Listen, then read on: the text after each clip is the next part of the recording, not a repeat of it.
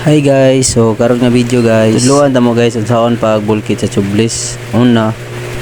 Dayon guys, pakitaon niyo tong bangag. Ipasok na siya dito katong para bulkit siya nga mura siya ganang stick nga rubber rice. Nyo ra siya ipasok dia guys. Nahinayon lang yung duot guys.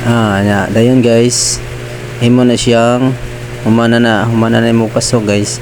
Imo na siyang putlon ang katong ni-exist nga medyo taas yan mo siyang ayom mo gamay para di kay siya sabal tanawon human guys. Ana na siya dayon imo na siyang testingan og bubuan mo siya katong mura siya kanang liquid nga pilit mo siya glue mo na siya ipakapit sa katong imong ipasok nga kuan nga guma.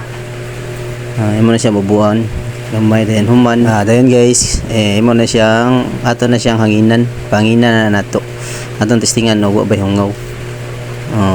Ato siya bombahan ninayag bomba. Dayon pag human na guys, gahin na siya guys, gahin na siya, okay na siya wa siya hungaw. Mao ni atong mga gamit guys para pa bulkit pang bulkit sa tubeless. Mao ni siya